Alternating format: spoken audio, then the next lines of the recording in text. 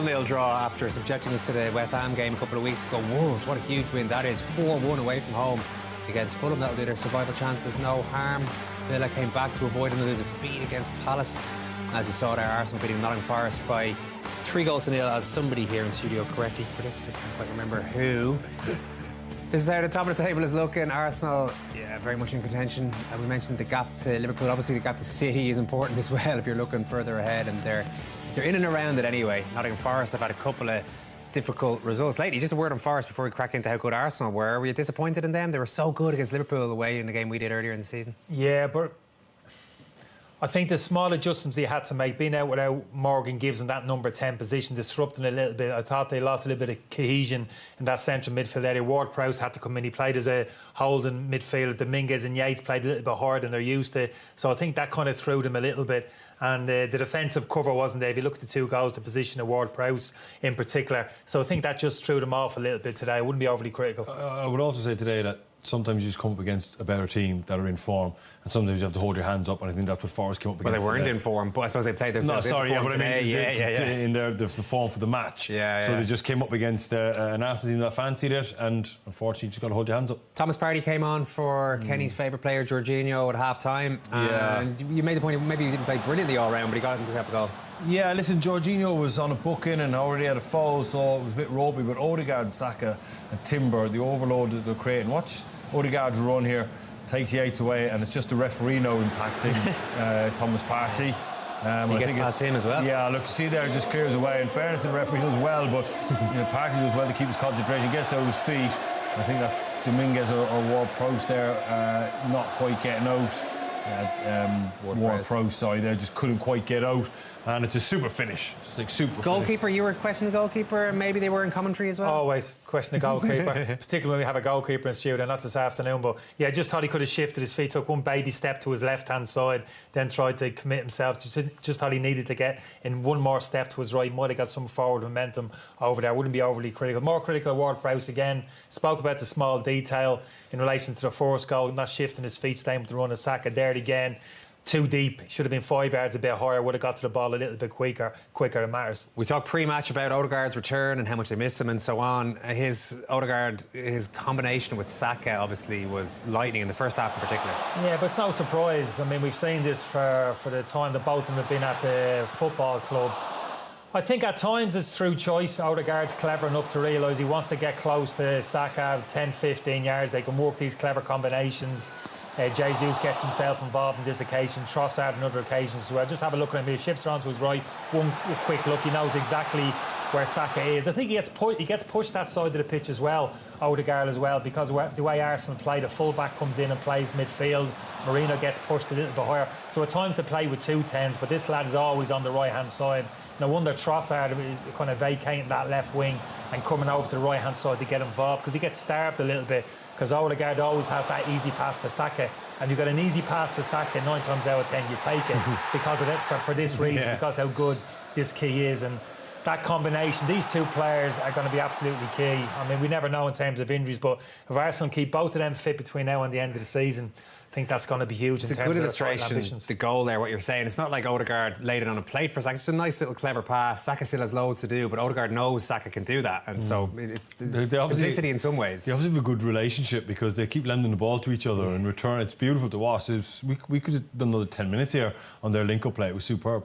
So when we were talking about Arsenal being back in contention, how important is it that Ødegaard is back? Because they really did miss him when he was away. Yeah, you see it just in the possession, the way he can open teams up, the way he sets a tempo, the piece I did before the show, taking responsibility, getting on the ball, tackling, closing down, really sets a good tone for that football club. He's a superb operator. It's more than that, though, for me. They need to get more than that. They need to get their back four, the strongest back four on the pitch. Thought they had it this afternoon.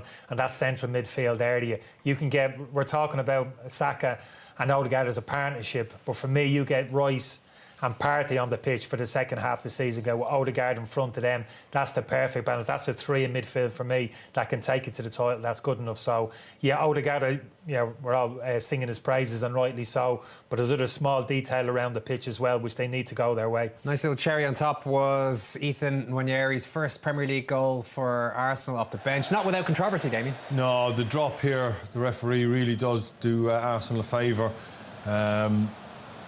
This is chance, isn't it? Just Oh, sorry, there's a chance. Oh, just we've got the chance Yeah, before he sorry, actually there's a gets it. chance. Yeah, my Well, apologies. this is when he comes on the pitch and he just cuts inside. Referee takes the ball here, and look how eager he is. Just throws it and doesn't give Yates. Yates might think that's a contested drop ball. Either which way, the referee has to say, you need to go back, make sure everybody's set. I think it's only fair to do that. But the referee just bounced it, and Partey didn't stand on ceremony. Nice little finish as well by the young man. Yeah, sharp. Anything on that left foot, he looks confident around the box. Has real kind of personality, kind of 17 years of age. Yeah, it's just where you're going to fit him into the team. Look, they can't be dependent on him, but I think he's going to play his part probably off the pitch as an impact substitute between now and the end of the season, but real raw talent. Yeah, that reminded me a bit of the Kyle Walker one against Manchester City when he wasn't given, he was asked to talk to the referee and it said, oh, there you go, play away there. But to be fair, Arsenal would say they've been on the wrong end of a few decisions. That doesn't make it right, though. I think the referee there has to be more clear on what he's looking for. Yeah, we won't necessarily spoil the young lad's party, though. How important is it for Arsenal to, you can hear the fans, he's one of our own and all. It's like already having your name sung by the supporters at 17 years of age. Yeah, like Kenny said, he wouldn't imagine that he has a big part to play. I tell you what, he could force his way in. Goals like today, you know, that is a midfield that if there is an injury, that he could force his way into it. Declan Rice is still struggling. You might want to stick him in there with Ødegaard. If he's as talented or half as talented as what everyone is saying he is, especially Gary on commentary there, then why not? If everybody's feet doesn't play, for me, simple as that. We've talked about Ødegaard, the two in behind, Saka off the right, probably take your pick, Martinelli and Trossard. Can he play as a number 9? Probably can't find it, hasn't got the time to find out this season. Every game matters so much. So I think he's certainly one for the future, but 17 years of age, he'll play his part. I don't mind him ahead of Marino at the moment. He's not a centre midfielder. I'm not sure what Marino is either. I don't know, man. I'm watching Marino the last couple of weeks, and he's tour choice, Marino. I'm not talking up Marino as he's got to start every game. For me, it's Partey and Rice. We spoke about the qualities Marino has. I'm not too sure they're best suited to Arsenal. When Arsenal get the wide areas, Marino's looking for crosses into the box. Arsenal looking to come on the inside and play those clever little combinations we're talking about. But for me, he's a tour choice centre midfielder, Marino. Despite what happened today, we're going to stay in the Arsenal finally stopped their little bit of a rot, we could say, after 2 losses and a draw in all competitions.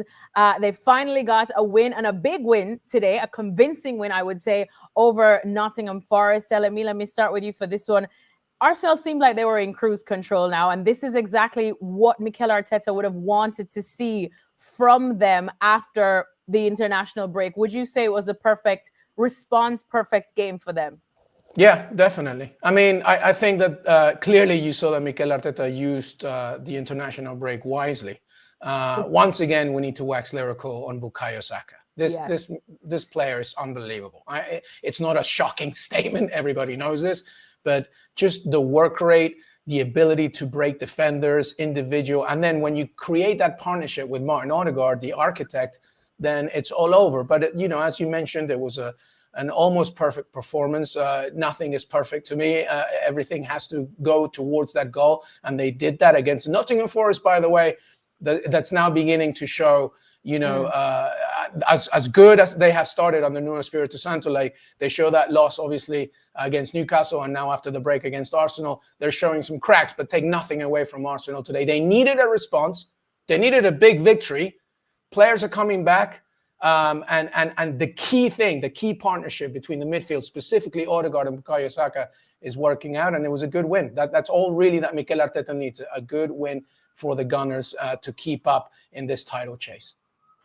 Janusz, your thoughts on how Arsenal went about this? And as Elemi said, we can wax lyrical left, right, and centre about Bukayo Saka, but also, did this game also just further underline how much Arsenal missed and needed their architect in Martin Ødegaard?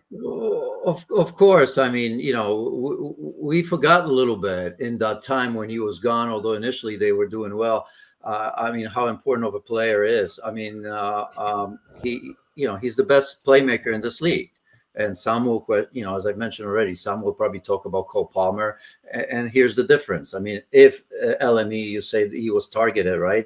Obviously, Ødegaard's targeted every game, but he seems to be a lot more consistent, always on the ball, always involved on every play. We forget that Arsenal are a formidable team if they're healthy and if they're in a flow like they are right now.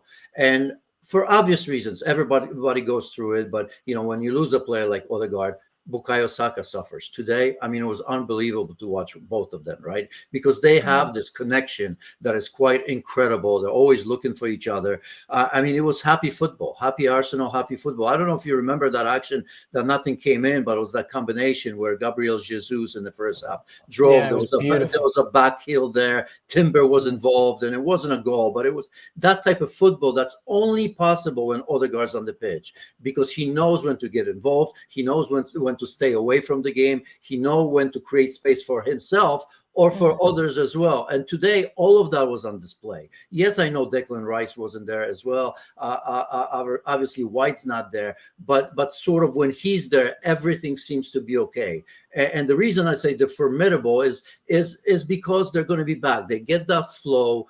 And today, you know, I enjoy watching that. That was a happy football.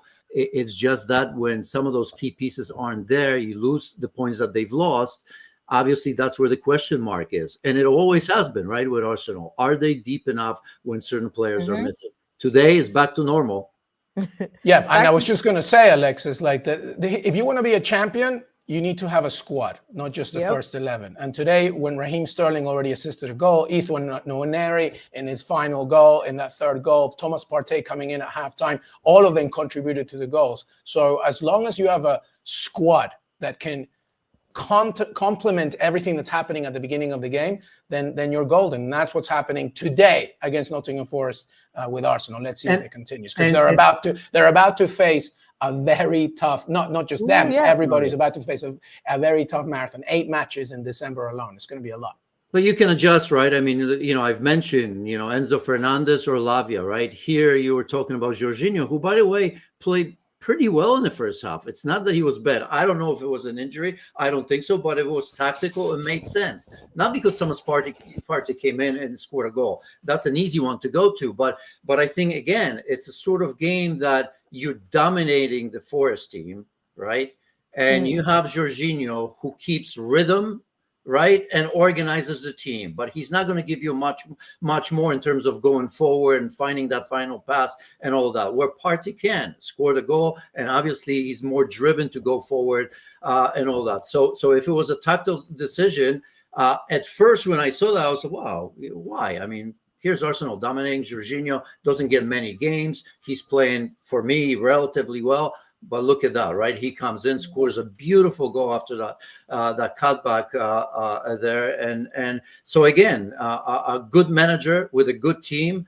And this is where we are. You have 3 or 4 or 5 teams that are going to compete for all of that. And it's just not easy, even with a display like this. As you said, LME, there's going to be some unbelievable tests. But as long as Ødegaard's there, it's a different team. And I mean, just look at Bukayo Saka, how happy he was in a game today. Very happy indeed, and we absolutely love his smile. Definitely one of the best smiles out there. LME, quick last one on Arsenal now too, because I think back to the Chelsea-Arsenal draw that we did and we spoke about right before this international break, and we said that now in that international break, Mikel Arteta is going to have a couple of questions he's going to have to ask himself before play resumes in the Premier League. Did we get some answers? Do you think he got some answers, or did today's result and the momentum we're feeling have a lot more to do with the opposition they were playing, even though you can only beat who's put in front of you? But as we're saying, in terms of the bigger picture and long-term run to getting back into the title race chat, did Mikel Arteta have his questions answered today? Yeah, definitely. I mean, I don't want to take things away from, like, the opposition. Nottingham Forest are a good team. I mean, look at where they are on the table, and they rely a lot on resiliency. And again, after an international break, it's very difficult to assess a team directly after. But I think that what you saw today, as Janusz was saying, like, there are options, you know, and when you have Martin Ødegaard after an international break, feeling good, Bukayo Saka feeling good, the squad rejuvenating themselves, that's what you see. I mean, Janusz was mentioning that segment of play, sequence of play inside the box, and it was beautiful. And that's the kind of thing that you're probably going to see more now that Ødegaard is healthier and stuff. So I think, a lot of boxes were ticked for Mikel Arteta today. But again, they're about to enter, like everybody else, a really tough schedule. So they just have to continue and stay healthy. But Mikel Arteta will be going home feeling very happy about what he saw today. And just quickly, you're quite right, LME, because those little details that we sometimes forget and said, it doesn't matter, because like they do matter, right? Because you look at, Ødegaard goes off with Saka, Nwaneri and Sterling come in on that right-hand side that was so dominant, right? And guess what? They combine and they score a goal.